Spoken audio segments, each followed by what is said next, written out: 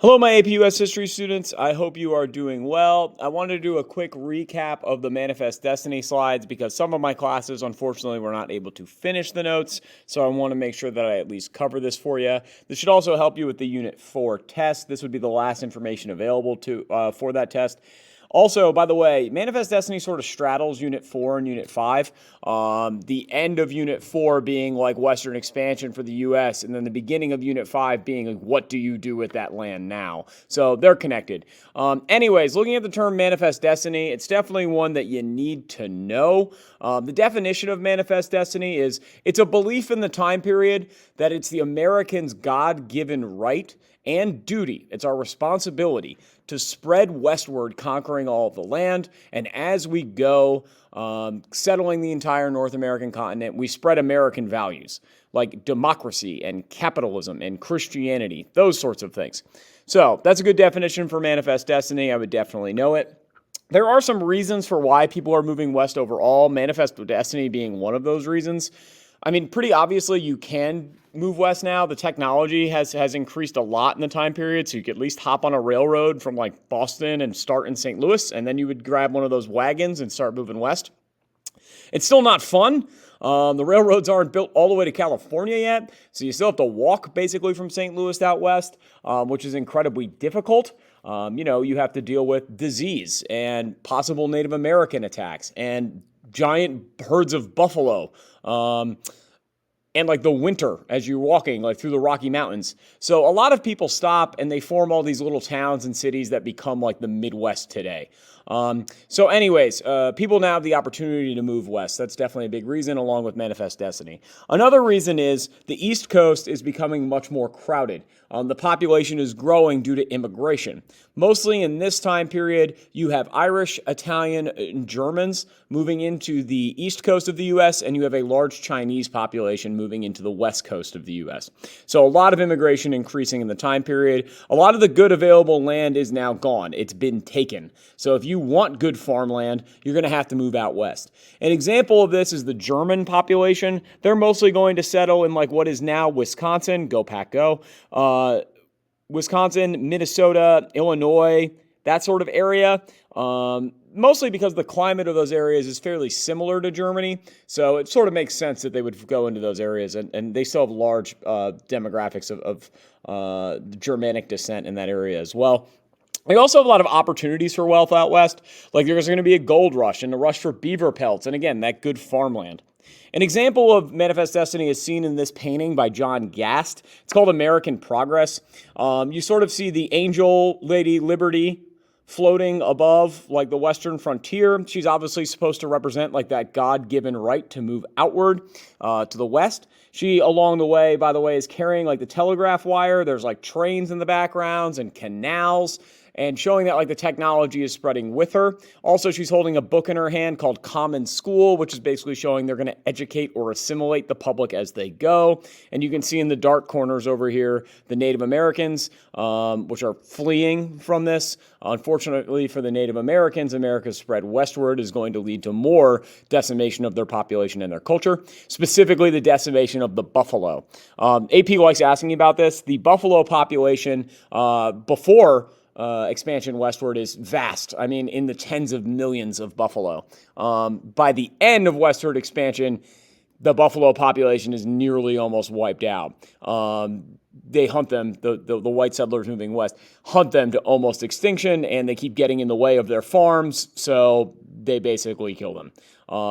This then leads to the Native Americans' like original culture because they've been dependent on the buffalo for 10,000 years at that point, seeing a dramatic decrease, and they start to resist that cultural change.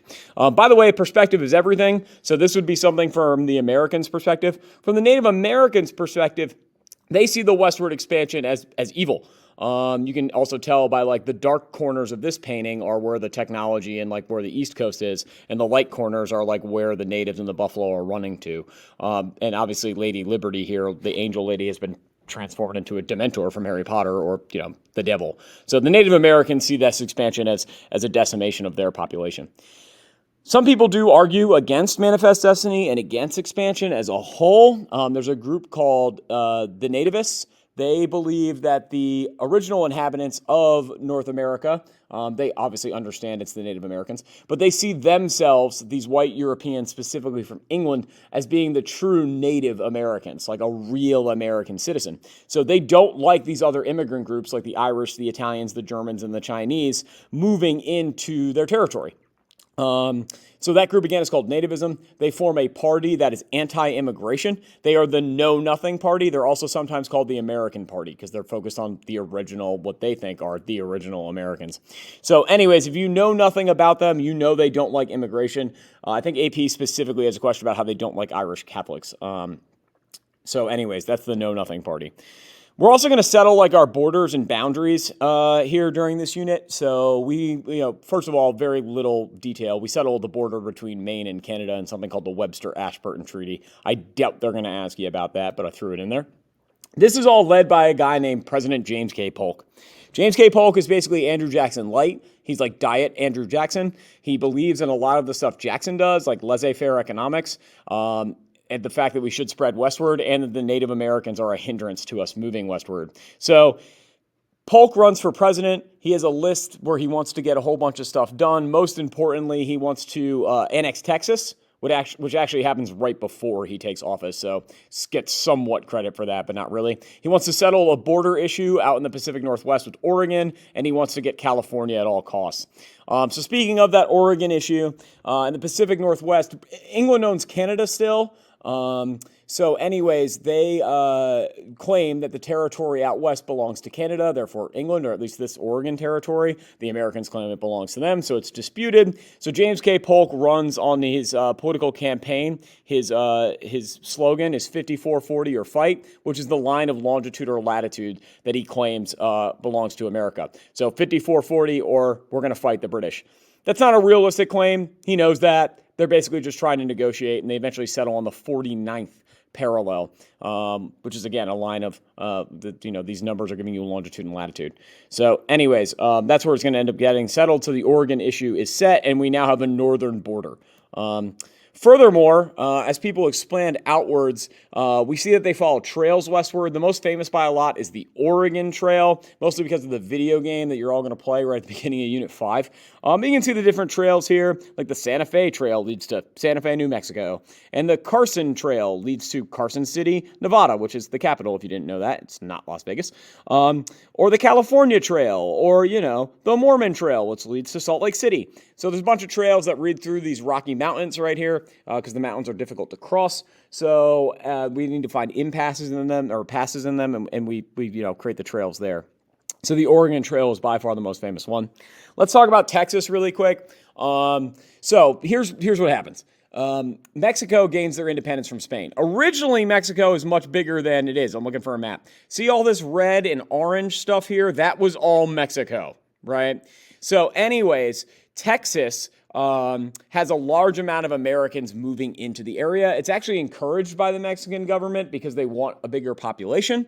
However, the Mexican government wants to ban slavery, and the people moving into Texas bring their slaves with them. So basically, Mexico tries to end the practice of slavery. The Texans, which are basically Americans, don't want that, so they rebel. And Texas fights a mini little skirmish war with Mexico for their independence. Most famously, the Texans actually lose the Battle of the Alamo, but it becomes like sort of a rallying cry. Remember the Alamo, because the Mexican army destroys this like Texas American army, including very famous American Davy Crockett, and rallies people together by saying, remember the Alamo, to rally for Texas independence, which they do, and they become their own country. They're known as the Lone Star Republic for a few years.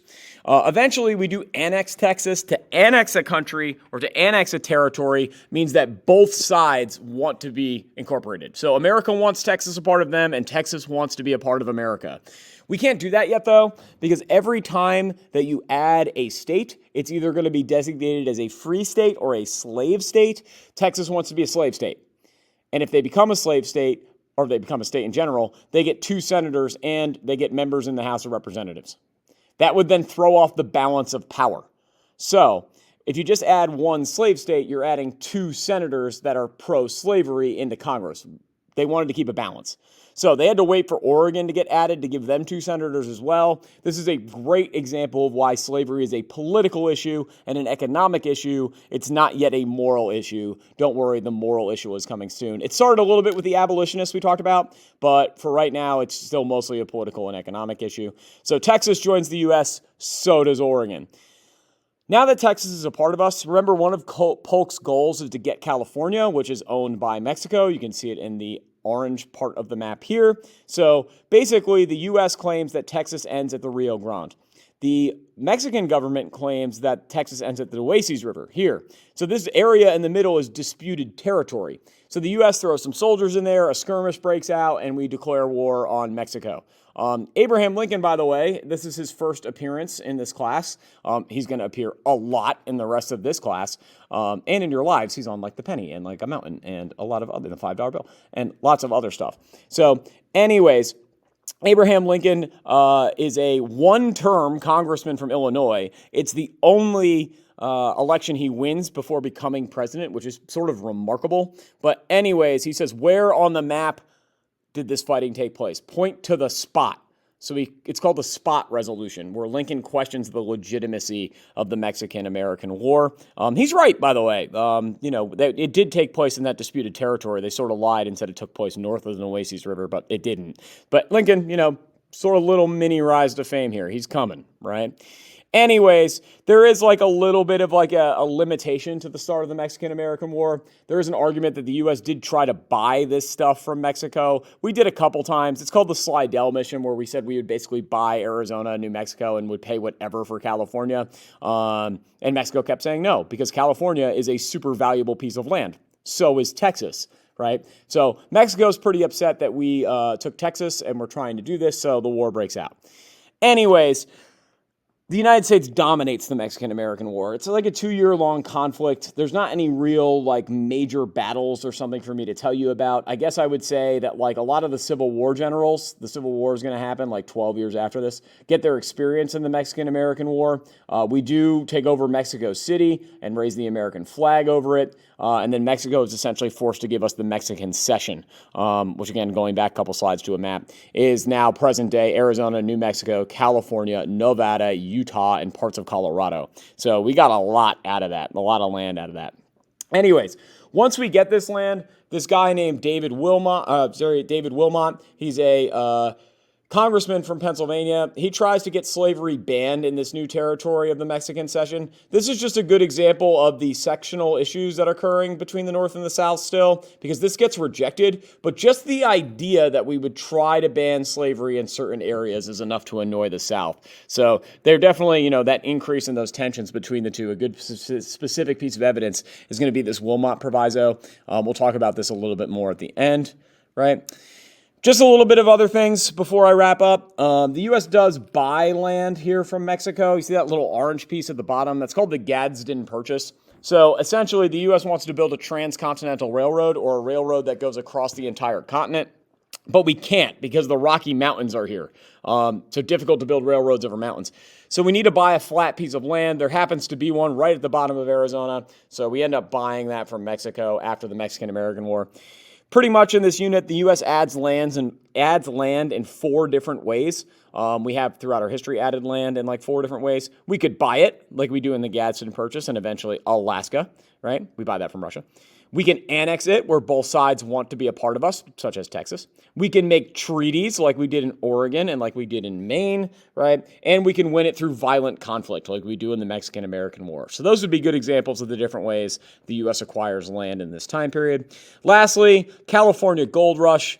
This happens in a couple states out west, but California is the most famous. Like there's a Colorado Gold Rush and stuff like that. But anyways, gold is discovered in California. This is going to lead to a large amount of migration from the east out to the west for people looking to become wealthy from mining gold. Most of them do not. Actually, the majority of people that become wealthy in the California Gold Rush are the people selling the equipment to mine gold. The chances that you actually find the gold, fairly low. But, some people took advantage, good capitalists there, seeing a market developing to sell like pickaxes. And guess what? Levi's jeans, which start in this time period as well.